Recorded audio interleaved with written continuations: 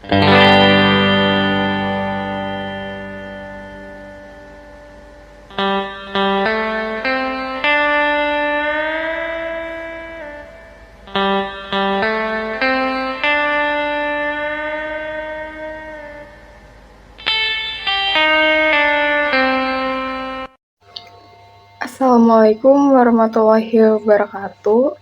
Perkenalkan, nama saya Salwa Auliani Pasaribu. Saya berasal dari Fakultas Keguruan dan Ilmu Pendidikan, Program Studi Pendidikan Bahasa Inggris kelas 1E.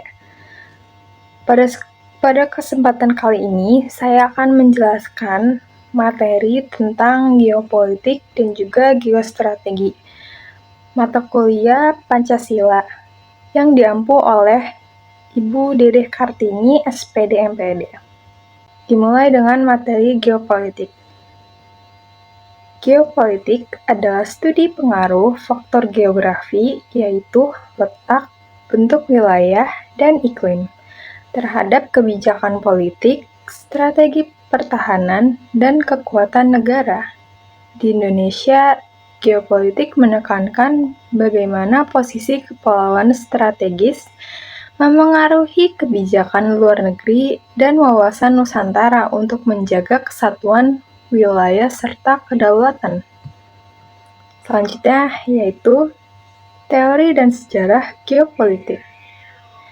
Istilah geopolitik pertama kali dicetuskan oleh Friedrich Ratzel pada tahun 1844 hingga 1904 yang mengenalkan teori ruang yang menyatakan bahwa negara seperti makhluk hidup yang butuh ruang untuk berkembang. Teori yang pertama yaitu teori Heartland atau Mackinder, yaitu penguasaan wilayah daratan Eurasia atau Heartland sebagai kunci dominasi dunia. Dan yang kedua, teori Rimland atau Spikeman, yaitu kawasan pesisir dan laut (Rimland) sebagai wilayah strategis pengendalian dunia.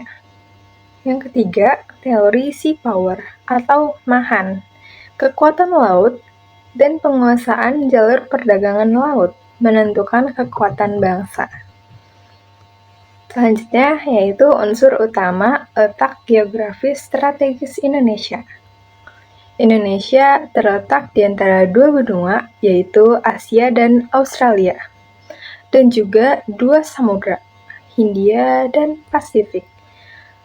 Menjadi pusat jalur perdagangan dunia melalui Selat Malaka, Sunda, dan Lombok. Bentuk negara kepulauannya terdiri dari lebih dari 17.000 pulau, garis pantai terpanjang di dunia yang mencapai 99.000 km, dan juga tantangan pengelolaan perbatasan laut. Sumber daya alamnya kaya akan minyak, gas, nikel, timah, dan perikanannya menjadi potensi ekonomi global tapi rawan konflik. Selanjutnya, demografi dan keberagamannya terdiri dari lebih dari 270 juta penduduk. Multi-etnis atau budaya menjadi kekuatan sekaligus tantangan persatuan. Selanjutnya, tantangan geopolitik saat ini. Yang pertama, klaim Laut Cina Selatan atau Natuna. Negara Cina mengklaim Nine Dash Line tumpang tindih dengan zona ekonomi eksklusif Natuna yang mengancam kedaulatan maritim Indonesia.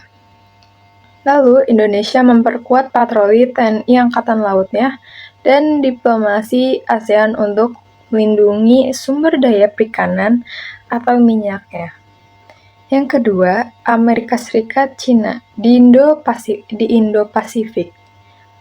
Rivalitas kekuatan besar tekan Indonesia pilih pihak, tapi tetap bebas dan aktif. Dampak perang dagangnya mengganggu ekspor, investasi, peluang relokasi pabrik, ke Republik Indonesia. Dan yang ketiga, keamanan maritim dan perdagangan global. Selat Malaka rawan pembajakan dan konflik.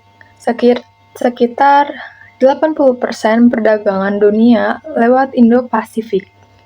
Dan yang terakhir, perubahan iklim dan terorisme membuat naiknya permukaan laut ancam pulau-pulau kecil menjadi banjir dan kekeringan mengganggu pangan di sekitar. Terorisme radikal dan siber ancam stabilitas internal. Selanjutnya, implementasi geopolitik Indonesia.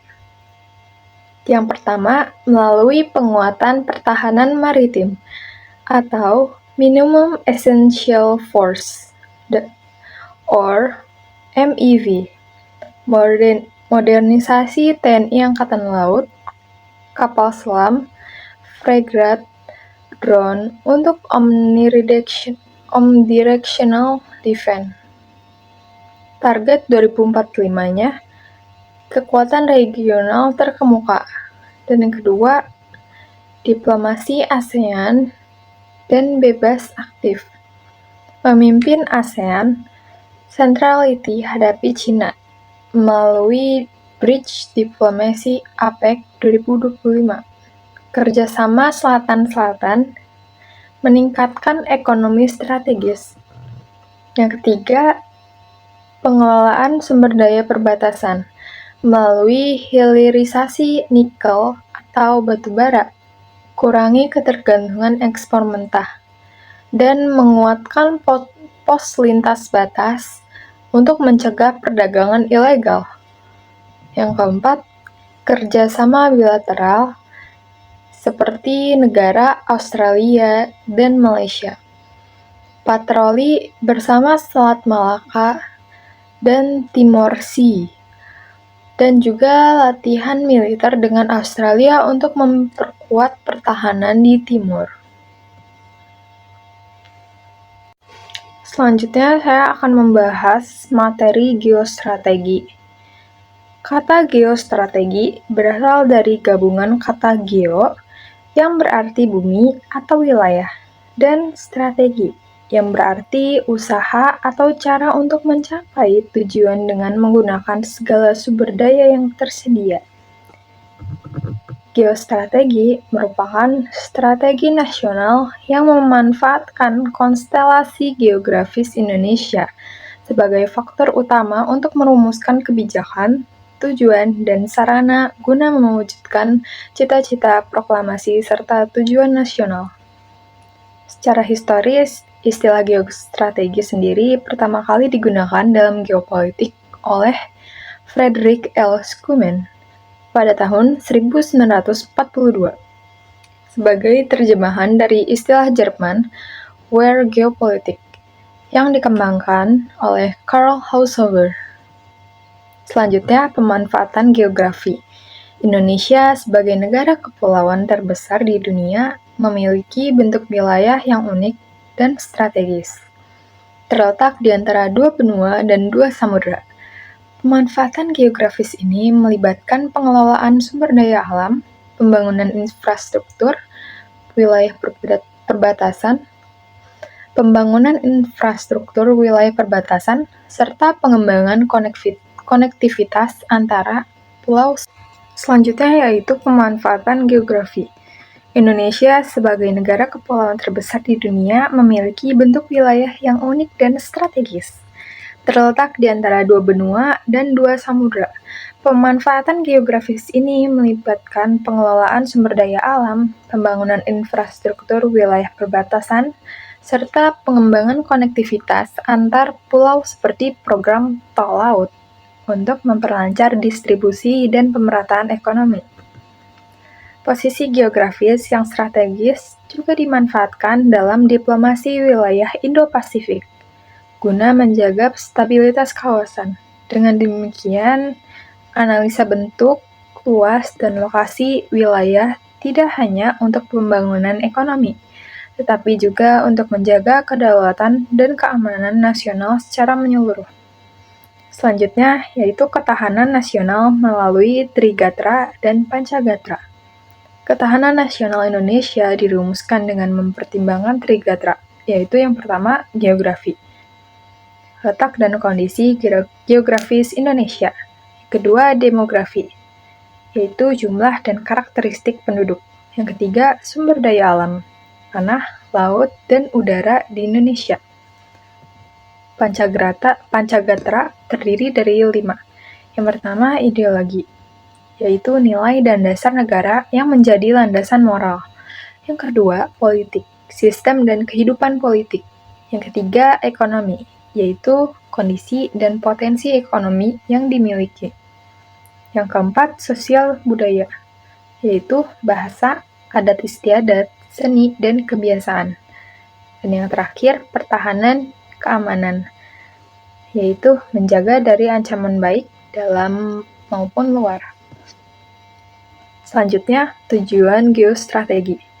Geostrategi bertujuan untuk mengembangkan kekuatan nasional yang berkelanjutan, menjaga kedaulatan wilayah dari ancaman baik internal maupun eksternal, mencegah disintegrasi bangsa, serta menciptakan keadilan sosial dan aktualisasi diri rakyat Indonesia. Pendekatan ini berfokus pada penguatan ketahanan dan stabilitas nasional dengan strategi yang memperhitungkan kondisi geografis, sosial budaya, dan politik demi tercapainya kesejahteraan rakyat di seluruh wilayah NKRI. Contoh implementasi geostrategi diterapkan melalui pengelolaan wilayah perbatasan dan sumber daya strategis untuk menjaga kedaulatan serta ketahanan nasional. Contohnya, sengketa perbatasan antara Indonesia dan Timor Leste di wilayah NTT. Perbatasan ini memiliki panjang sekitar 279 km dengan banyaknya jalan tikus atau rute alternatif yang tidak resmi.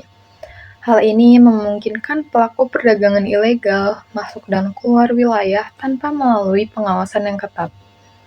Untuk mengatasi hal tersebut, pemerintah Indonesia memperkuat pos-pos perbatasan seperti Motain, Motamasin, dan Wini, meningkatkan pengawasan dan patroli oleh aparat keamanan, serta mempererat kerjasama bilateral dengan Timor Leste dalam rangka penanganan kejahatan transnasional termasuk perdagangan ilegal tersebut.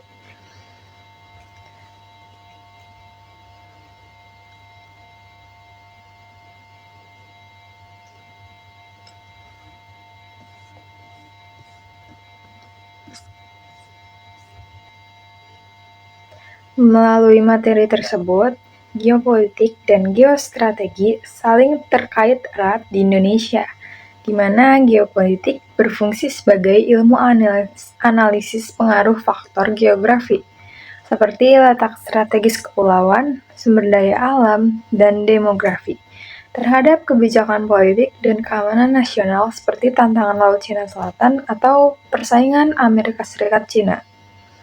Sementara geostrategi merupakan aplikasi praktisnya melalui strategi nasional berbasis Trigatra terdiri dari geografi, demografi, dan sumber daya alam, dan Pancagatra terdiri dari ideologi, politik, ekonomi, sosial budaya, dan Hankam.